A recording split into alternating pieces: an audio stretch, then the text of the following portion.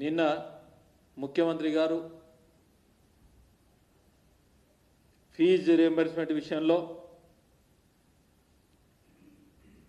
ఆంధ్రాలో ఆర్ కృష్ణయ్య గారు ఉన్నారు.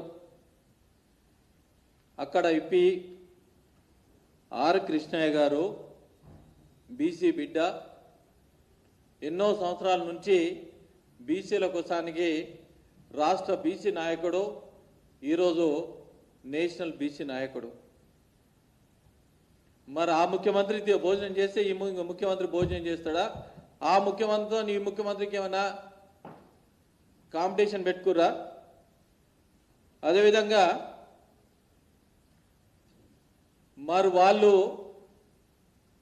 మరి కాంగ్రెస్ పార్టీ మేనిఫెస్టోలో 21 పేజీ నంబర్ మనం ఏమిచ్చినాం? ఇదే కాంగ్రెస్ పార్టీ గతంలో ఉన్న ముఖ్యమంత్రి దివంగత నాయకుడు రాజశేఖర రెడ్డి గారు పెట్టిన ఫీజు రీయింబర్స్మెంట్ మీరేం రాశారు? కాంగ్రెస్ పార్టీ అమలు చేసిన ఫీజు రీయింబర్స్మెంట్ పథకాన్ని ఇంకా మెరుగైన రీతిలో కొనసాగిస్తాం. అంటే మెరుగైన రీతిలో కొనసాగిస్తామంటే 15,000 కోట్ల అమౌంట్ ఉండి ఇంచుమించుగా ప్రతి సంవత్సరం 15 లక్షల నుంచి 20 లక్షల మంది ఫీజు రీయింబర్స్మెంట్ బాధన పడ్డారు. ఇప్పటికీ 4 సంవత్సరాలైంది. సుమారు 60 లక్షల మంది ఫీజు రీయింబర్స్మెంట్ రాక ఎన్నో ఇబ్బందులు పడతా ఉన్నారు. భారతీయ జనతా పార్టీ ఒకటి తీసుకున్న కార్యక్రమం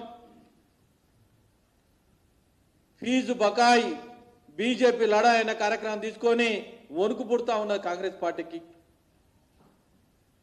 ఆ కార్యక్రమంలో ఎన్డీఏ పార్టీ అక్కడ ఉన్నది, మరి ఇక్కడ తీసుకోరా అనే రకంగా అడుగుతా ఉన్నారు. నేను ఒకటే అడుగుతా ఉన్నా, జవాబు చెప్తా ఉన్నాను. కోర్టు సాక్ష్యంగా 15 తారీఖు లోపల ఫీజు రీయింబర్స్మెంట్ చేస్తాను మాట ఇచ్చినవా లేదా? దీనికి జవాబు చెప్పాలి.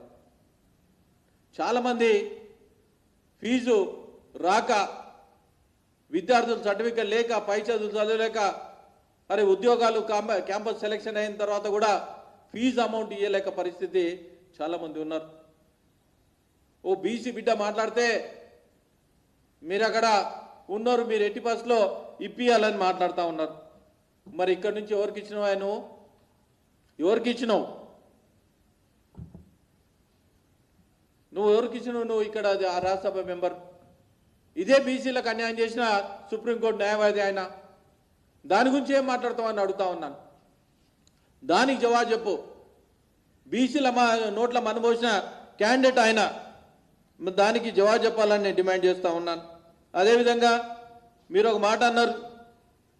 ఆ మాట ఏమన్నారంటే ఎట్టి పరిస్థితుల్లో ప్రతి నెల 200 కోట్లు రిలీజ్ చేస్తాను కూడా ఆ రోజు మాట్లాడడం జరిగింది. ఎంటీఎఫ్ ఆర్టీఎఫ్ ఏదైతే ఉన్నదో, టెక్నికల్ నాన్ టెక్నికల్ ఏదైతే ఉన్నదో, స్టూడెంట్స్ చాలామంది ఉన్నారు, ఇంటర్మీడియట్ అయినా డిగ్రీ వాళ్ళు చాలామంది ఉన్నారు. ఆ స్టూడెంట్స్లో ఎంతోమంది ఆధారపడకుండా ఉన్నారు. దానికి మరి ఏం జవాబు చెప్తావు? వాళ్ళ జీవితాలతో వెలుగులని అది నిప్పులు పోసిన క్యాండిడేట్ నువ్వు ఈరోజు.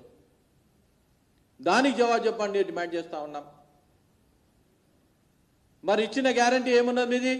ఆ గ్యారంటీలో ఫీజు రీయింబర్స్మెంట్ మీరు ఎట్లయినా చేస్తామని చెప్పారు, 2 లక్షల ఉద్యోగాలు చేస్తామని చెప్పారు. అదేవిధంగా ఇంకేమిచ్చారంటే ఒక్కసారి రుసుము చెల్లించిన పబ్లిక్ సర్వీస్ కమిషనర్ ఏదైతే నమోదు చేసుకున్నావో దాని అభ్యర్థుల్లో కూడా మిగతా నోటిఫికేషన్ చెల్లించిన అవసరం లేదన్నారు.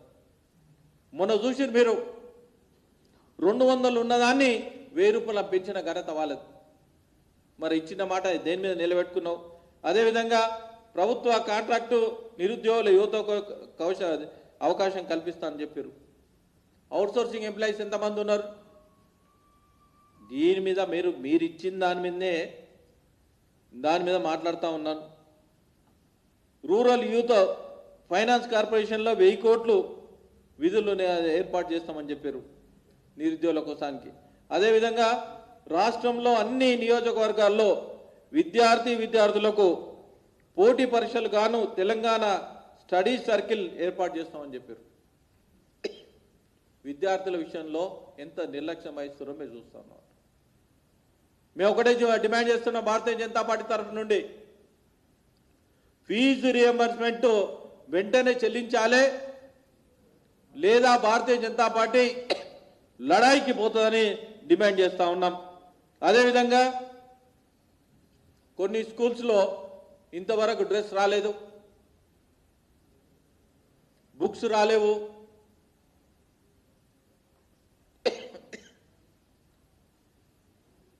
దానికి ఏం జవాబు చెప్తావు?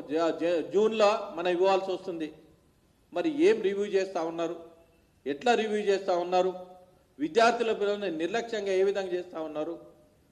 ఇన్ని వేల మంది విద్యార్థులు ఉన్నారు, ఇన్ని లక్షల మంది విద్యార్థులు ఉన్నారు, దానికి ఏ విధంగా చేస్తారు?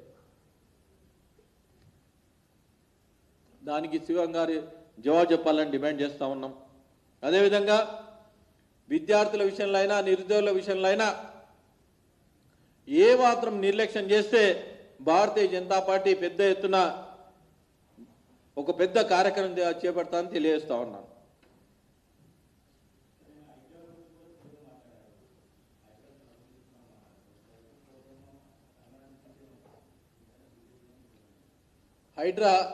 హైడ్రా విషయంలో ఆయన ఏమన్నా అంటే ఇది పెద్ద కార్యక్రమం చేస్తూ ఉన్నాం. హైడ్రా ఏమన్నా అంటే హైడ్రా విషయంలో ఇది మంచి కార్యక్రమం, ఎనలేని జీవితంలో ఒక పెద్ద గొప్ప కార్యక్రమం చేస్తూ ఉన్నారు అని. మరి గొప్ప కార్యక్రమానికి నేను ఒకటే డిమాండ్ చేస్తూ ఉన్నాం. రాజ్యాంగబద్ధంగా ఇచ్చిన మున్సిపల్ కార్పొరేషన్లు అయినా, మున్సిపాలిటీ అయినా, గ్రామ పంచాయతీలు అయినా 74వ రాజ్యాంగ ప్రకారమైన మరి వాళ్ళు ఇచ్చిన పర్మిషన్లు ఏ విధంగా గులగొడతారు? జీవో ప్రకారంగా నియమించిన ఈ రంగనాథ్ను గులగొడతా ఉన్నారు. మరి వాళ్ళు ఇంతవరకు పర్మిషన్ ఇచ్చిన వాళ్ళు ఇంతవరకు ఒక్కరి మీద యాక్షన్ తీసుకోలేరు. మరి ఇది న్యాయమా అది న్యాయమా మీకు? అరే రాజ్యాంగ పరంగా నువ్వు ఏదైతే ఉన్నదో, నువ్వు ఇచ్చిన గ్యారంటీలు ఏవైతే ఉన్నాయో ఆ గ్యారంటీ నెరవేర్టు. ఒక ఇల్లు కట్టి చూపి. ఇల్లు గులగొట్టడానికి ఒక జేసీబీ డ్రైవర్ చాలు. ఇల్లు కట్టాలంటే ఒక సీఎం కావాలి.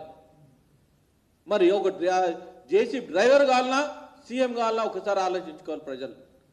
గరీబోల ఇల్లు అన్ని కూలుస్తూ ఉన్నావు. మేము ఒకటే భారతీయ జనతా పార్టీకి నాలలకైనా, చెర్లకైనా, కాలువలకైనా మేము వ్యతిరేకం కాదు. ఒక పర్మిషన్ ఇచ్చిన ఎంఆర్ఓ, రెవెన్యూ డిపార్ట్మెంట్ ఎంఆర్ఓ నాలా కన్వర్షన్ చేస్తాడు. ఇరిగేషన్ డిపార్ట్మెంట్లో ఇది ఇరిగేషన్ క్లియరెన్స్ ఇస్తారు. తర్వాత ఏంటంటే మున్సిపల్ కార్పొరేషన్ అయినా, మున్సిపల్ కమిషనర్లు అయినా, గ్రామ పంచాయతీ అయినా, హెచ్ఎండి అయినా, ఊడా అయినా వాళ్ళు పర్మిషన్ ఇచ్చిన తర్వాతనే ఇల్లు కడతా ఉంటారు. ఇల్లు కట్టిన తర్వాత ఏ విధంగా కూలుస్తారు? దానికి పరిహారం ఎవరు ఇవ్వాలి? రాజ్యాంగబద్ధంగా 74 ఆర్టికల్ ఏదైతే చెప్తా ఉన్నదో దాన్ని సూచించుకొని చెప్తా ఉన్నావు. జీవో ఇచ్చిన తర్వాత ఒక రంగనాథ్ నియమించారు. మరి ఆయన్నే ఫైనల్ అంటే ఇవన్నీ తీసేయండి. మున్సిపల్ కార్పొరేషన్లు వద్దు, మున్సిపాలిటీ వద్దు, ఈ గ్రామ పంచాయతీ వద్దు, ఇవన్నీ తీసేసి ఆయన్నే పెట్టుకోండి. ఆయన కిందనే అన్నీ నడుస్తూ ఉంటాయి. ఆయన దగ్గరికి పర్మిషన్ పోతూ ఉంటారు. ఆయనదేనే ఇరిగేషన్ పర్మిషను, నాలా పర్మిషను, తర్వాత రెవెన్యూ కూడా ఆయనదేనే పెట్టండి. అప్పుడు పెడితే ఏంటంటే అక్కడ రేవంత్ రెడ్డి ఉంటాడు, ఇక్కడ రంగనాథ్ ఉంటాడు.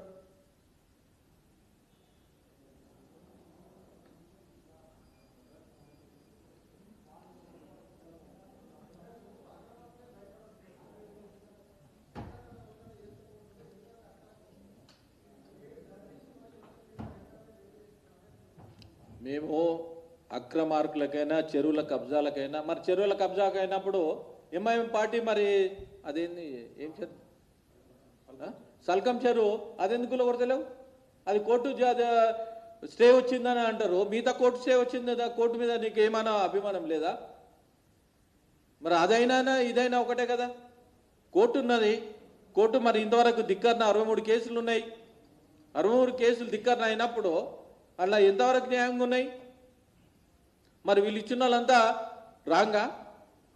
మేము గవర్నమెంట్ ల్యాండ్లైనా, చెరువులైనా, కాలువలైనా కబ్జాలైతే దానికి మీరు చేసే దానికి న్యాయపరంగా మేము ఎన్నుకోవడం.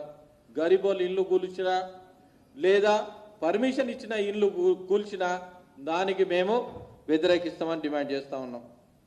అదేవిధంగా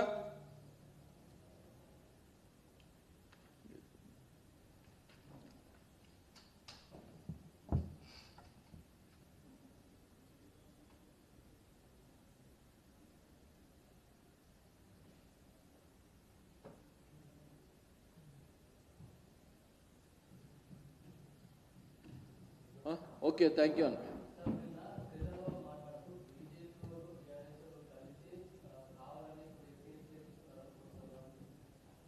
అవును, కేసులు వేపిస్తున్నాం కదా.